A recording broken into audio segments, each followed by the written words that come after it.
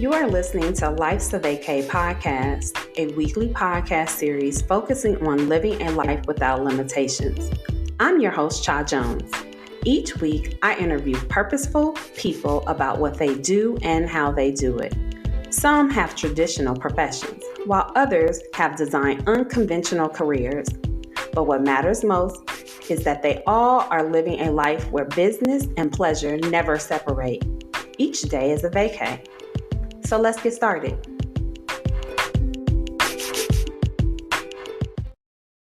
So not too long ago, you were driving for Uber, but now you big time.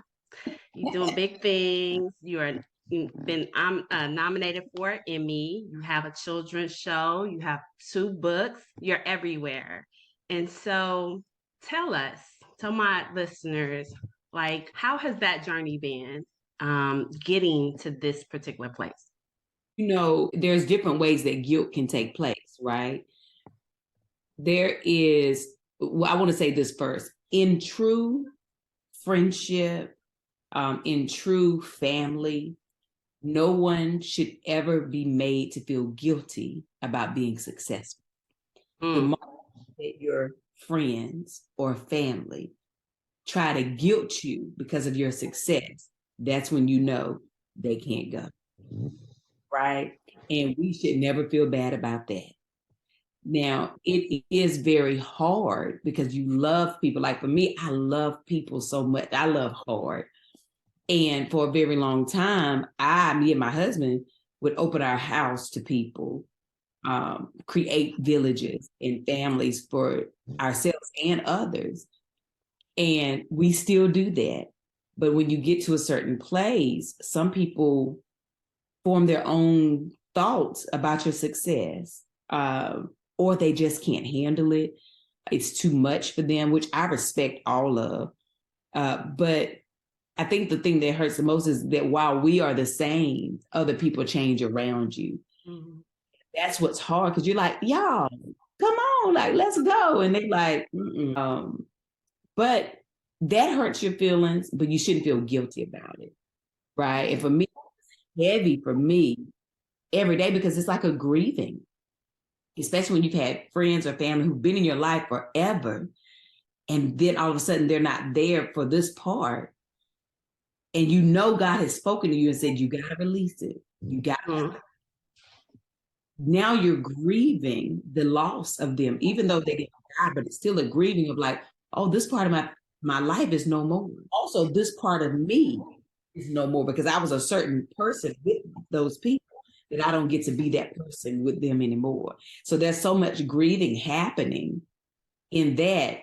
That's what you got to process. But also you got to give yourself grace and time to do so, right? Because relationships over years and years, and then all of a sudden those relationships are gone, the feelings don't go away just like that. Just as long as you formed it, it may take that long or longer to get over, the loss of those relationships or friends. So I think, just understanding that it will take time. And it doesn't necessarily mean that, I think who posted, I think Tyler Perry posted the other day as well, right after I posted that. He said, it doesn't mean that they were bad people. It just means that they're not meant to go with you any further, right?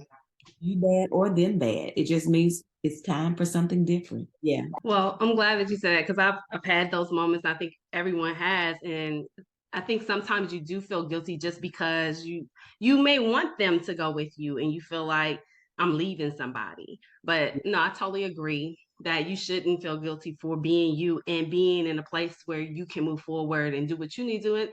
And oftentimes we lose people or disconnect with people, not because we want to, but because it's just they need to go to their next journey, right? And it's time for you to go to your next journey. And it's not any hard feelings. It's just that's what it is, right? And sometimes people just because we're all changing every day, right? And when I say change, I mean we're growing as women, as men. Like, we're not the same as we were 20 years ago, right? Same things that right? We've discovered things, and everyone grows at a different speed. And sometimes you outgrow each other. Sometimes it's just not fun anymore. Sometimes it's uncomfortable. And we got to be honest when those things happen. And it also doesn't mean that, you may not cross paths again one day. But right now, like you said, they got to go and go to their next level of whatever that may be, or whatever that next season is for them. The same as us. We got to get into our season. I remember when I was really, really having a hard time with it, and I was praying about it every day. And God said, listen, everybody can't go, right? Because every time you're trying to turn around and grab somebody and tell somebody, well, why y'all don't do this? Why? He said, you're getting distracted from what I'm trying to you. The people will go. You don't have to turn around and look for them. You got to beg them to come. They right there. You can grab your hand out like that and pull them up. It won't take a whole lot for you to bring who's supposed to go with you. So I was like, all right, Lord, I got it.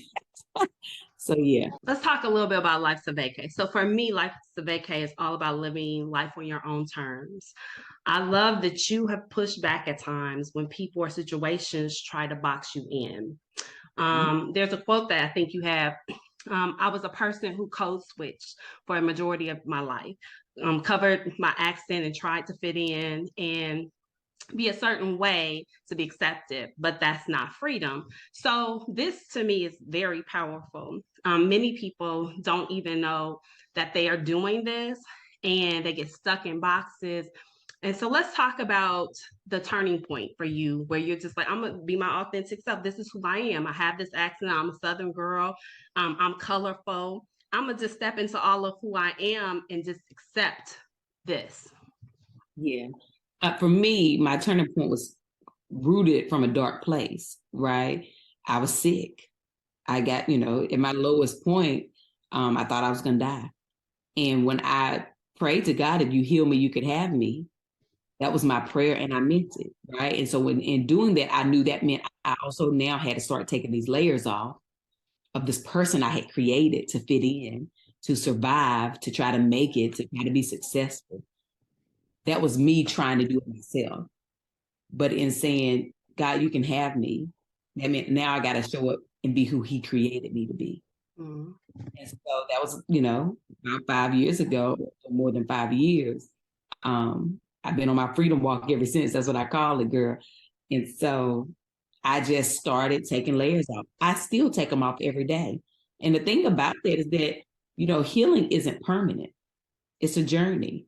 And you can also be triggered on the thing that you feel healed from, right? Because code switching and conforming to me is a sickness.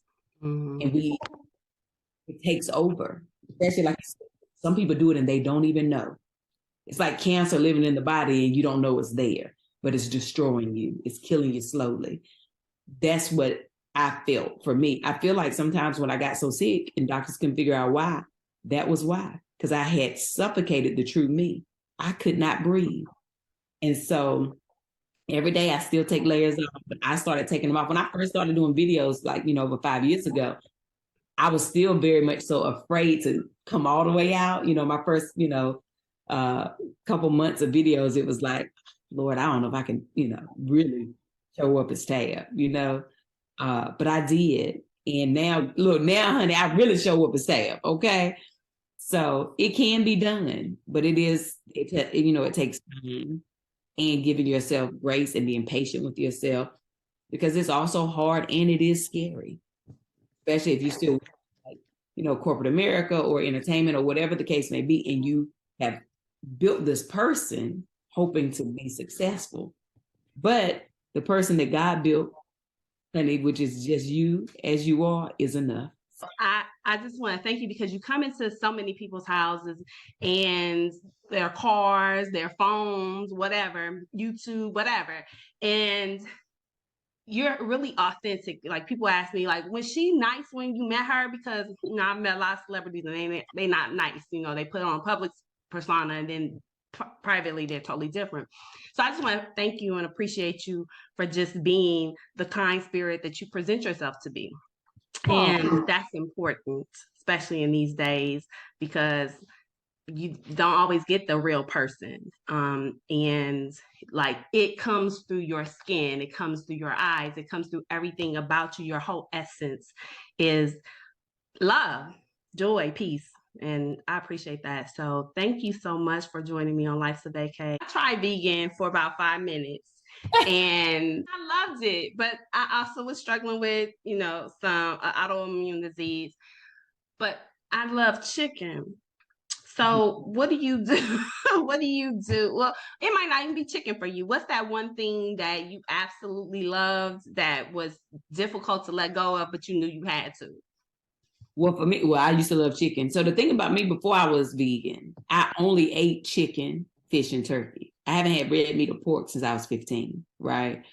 So chicken was probably the thing that was hurting me the most. Mm. Girl, don't say that. Listen, honey, I tell people all the time, I ain't never gonna tell you to go vegan. That ain't my ministry. But I will tell you what is not good for us, especially as a Black woman. Chicken is killing us. The hormones in it, it's attacking us, especially if you have fibroids or endometriosis or any of those things for all our lady parts. It's no good for us.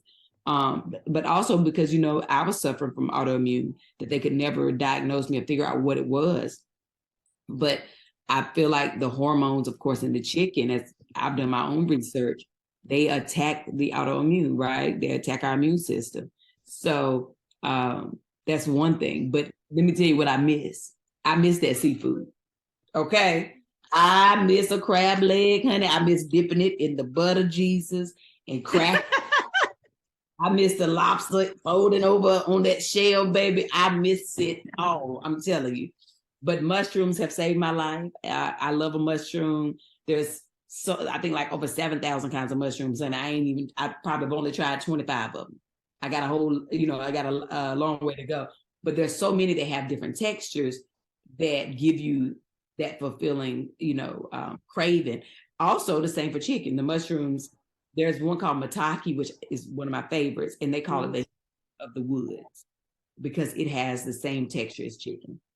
And so when you season it and flavor it and then, batter it up and cook it like chicken, honey, you'd be like, wait, this is a mushroom? There's so many options. And then if you aren't into like whole foods just yet, because for me, I don't eat as much processed food anymore because I've been vegan now for a long time. So my body really craves more natural foods now, just natural. But there's so many like the faux chickens and the faux burgers, things like that, that help you with those cravings in the beginning. But I just tell people eat them in moderation. But you can do it even if you did it once a week, like Meatless Monday. So every Monday you're intentional with eating something vegan. And then you say, okay, I did it on Monday. And then maybe on Wednesday, one meal is vegan. You still eat your other things. But that's how you start doing something great for your body without forcing yourself to like go cold turkey. For me, I had to go cold turkey. I was right. I felt like this was life or death for me. So, but I always tell people, don't wait until you get that sick before you try to change. Right.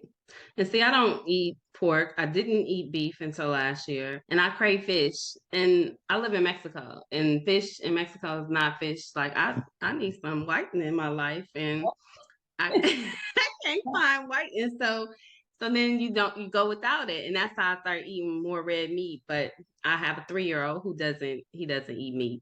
Like he's not for it at all. And he's just be like, no. But so I think for me it'd be easier because he doesn't eat it. So I'm not having to find stuff for him to eat. So but yeah. We gonna get there. It's gonna be a process, but we gonna get there. Listen, let some babies guide us. And sometimes I come to save us. Mine did, because Choice told me about the documentary and we watched it together. And I mean, I've listened to her so many times and it has changed my life. So listen, your child might be trying to tell you something. Yes. But again, thank you. Thank you so much.